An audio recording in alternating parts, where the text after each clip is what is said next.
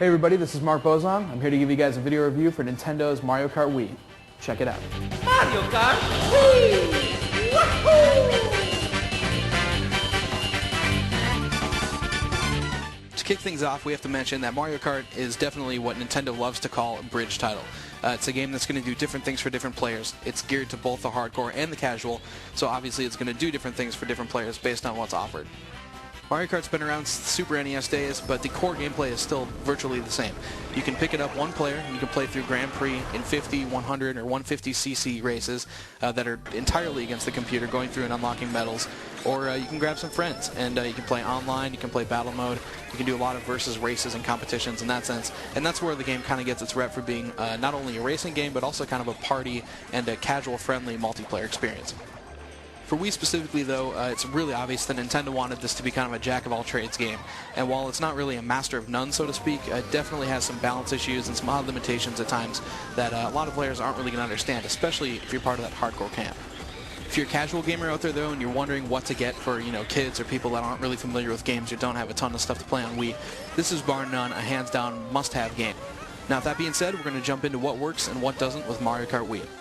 Of course, there are little things that have changed, such as the ability to now automatically get your power slide boost, and we would have loved to do it, on the fly by ourselves. But in the end, if you look at it and you take it as a bridge title, snaking eliminated online is actually going to be a really good thing. The game also returns with the tradition of 32 tracks in all. You've got 16 that are all new, a lot of them are very cool, and 16 that are retro. And the retro tracks actually have a really neat look to them.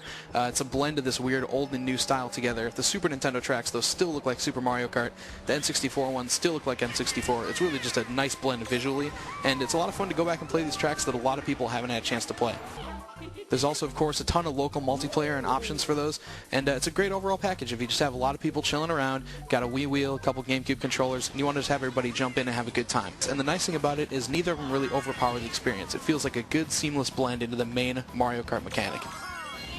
When we get into the specifics of it, though, there really are a few areas where Mario Kart has missed the boat, and many of which are noticeable primarily to the hardcore crowd.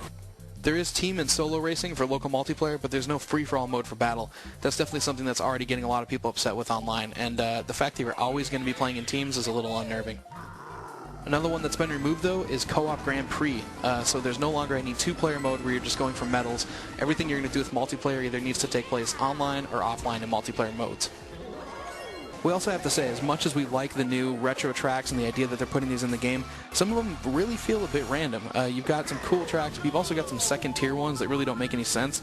And in my opinion, it's obvious Nintendo's keeping some of them. They've got a set list, and they're putting in a few awesome tracks and a few just passable ones every single generation, and they're thinking ahead to future games. As far as local multiplayer is concerned, it's really nice you can now actually go in and change how often items occur and if they're, strategic or if they're going to be really aggressive. One thing that would have been nice, though, that people have been asking for is an item editor, and that's not in there. So you don't have something like Smash Brothers where you can just go in and say, look, I don't want to use blue shells, they suck, let's get them out of the game.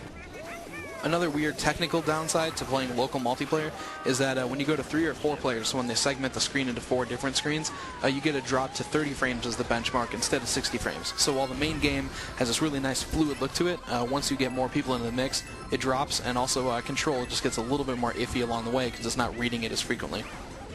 It's also great to see that Nintendo's put more emphasis on battle mode this time around with 12-player online, which is awesome, but there are some issues with it still as well. All the battle mode tracks are still made for 12 players, so there's nothing smaller. You don't get the retro like Block Fort old levels that are tighter and a little bit better for just 2 or 4 players. And that also shows up in racing. As you can see here, I'm actually driving. I'm about half a lap behind, and this rain cloud continues to hit me because it thinks I'm in second place. So it's giving me second place items rather than noticing that I'm last out of 2 players and halfway behind. Definitely some balancing issues here that need to be worked out. The biggest issue, though, overall, which we have to mention, is 150cc is absolutely brutal. It's not just us. We're seeing it all across the internet. People that already have the game are talking about it. It's tough. The game is just amazingly punishing, and the rubber banding is right up there with titles like NBA Jam and NFL Blitz. It's just some of the most obvious and frustrating comeback AI that we've ever experienced in a game. The bottom line here is just that you don't want to lose a game when you feel like you've done nothing wrong, and that happens way too often in Mario Kart Wii. On a massive, massive flip side, though, it's a pleasure to say that Mario Kart's online mode is even better than its offline is. You can hook up with people, you can go with friends, you can go random online, regional, worldwide, and you can join tournaments, you can link up with people all across the world, and it all runs at a very slick, really nice 60 frames per second, even if you're playing split-screen 2-player on Wi-Fi connection. That's an absolutely huge success and a very nice win for Nintendo.